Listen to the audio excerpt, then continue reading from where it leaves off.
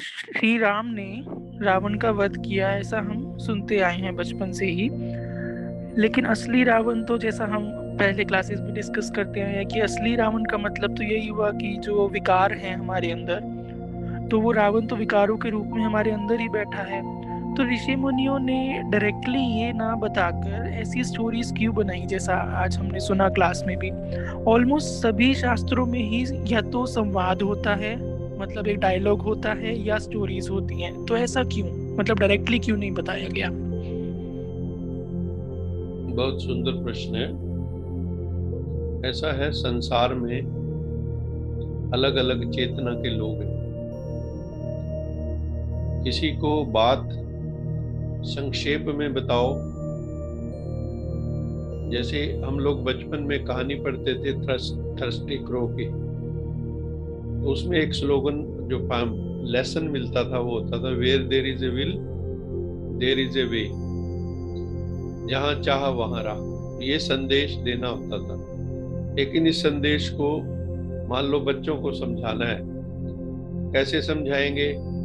तो हमने एक कहानी बना दी कौवे की, कि जहाँ पे आपको मान लो प्यास लगी हुई है, तो आप कोई ना कोई उपाय करेंगे अपनी प्यास को बुझाने का।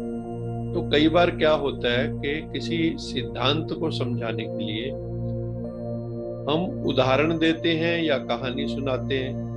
हर कहानी से कुछ ना कुछ शिक्षा मिलती है। कहानी बच्चे की भी समझ में आ जाती है, जवान की भी समझ में आ जाती है, बूढ़े की भी समझ में आ जाती है। लेकिन सिद्धांत कई बार सबकी समझ में इतनी जल्दी आता नहीं है। इसलिए जितने हमारे शास्त्र हैं उनमें तीन तरह के वचन हैं: रोचक, भयानक और यथार्थ।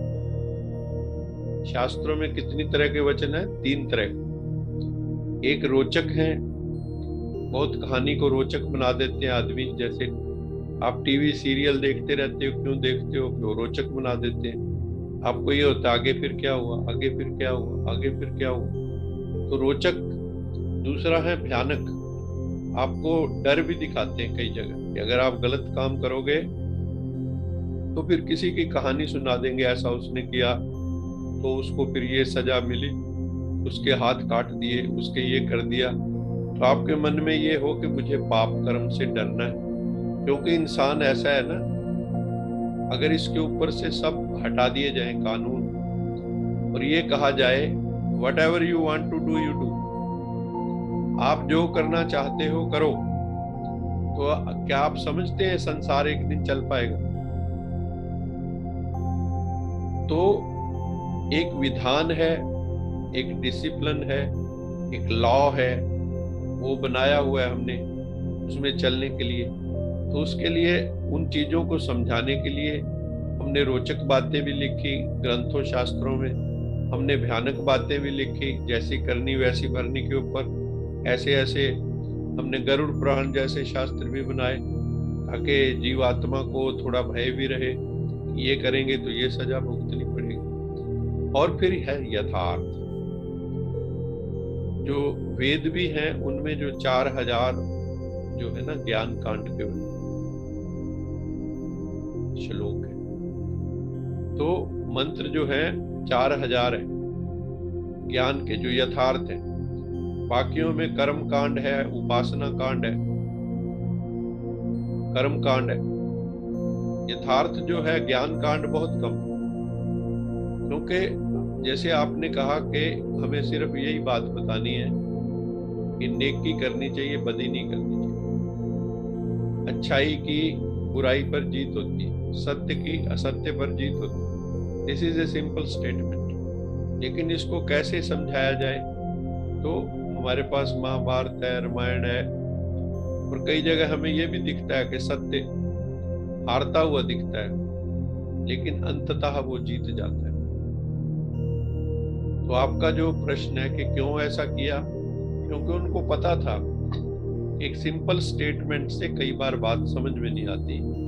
आप जैसे मेरे से कुछ पूछेंगे, तो अगर मैं आपको कुछ उदाहरण दे के बताऊं, आजकल के उदाहरण, जीवन के उदाहरण जो हमारे साथ अनुभव घटित हुए, अगर वो साथ में जुड़े हुए होंगे उस तथ्य को समझाने के लिए, तो बात जल्दी समझ में आएगी।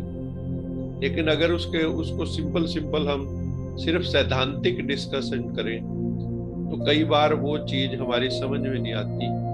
इसलिए किसी चीज को समझाने के लिए कहानियां बनाई जाती थी, ताकि हम लोगों के, उनके बहुत दूरदृष्टा लोग होते थे पहले, उनको पता था कि आगे आने वाला युग बड़ा भयानक युग है, कलयुग है, वहां पर लोग सारी मर्यादाएं छोड़ देंगे। तो उन्होंने फिर इस तरह से कुछ डरावा रखा, जैसे मैंने बताया, यथार्थ, रोचक और भयानक, 3 तरह के जो है ना हमें कहानियां कहो मिलती हैं शास्त्रों के अंदर।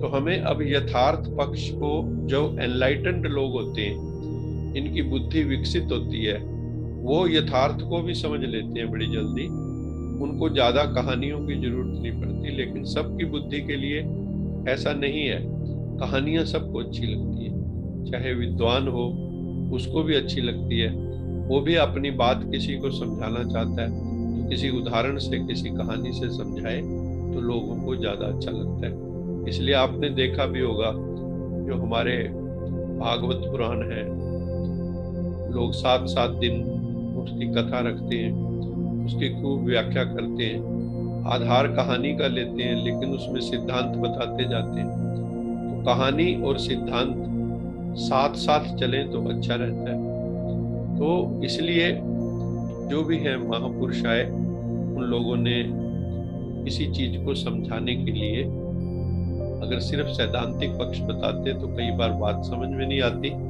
इसलिए कहानियों की रचना की है। Om Shanti. Thank you so much, sir. Wonderful explanation.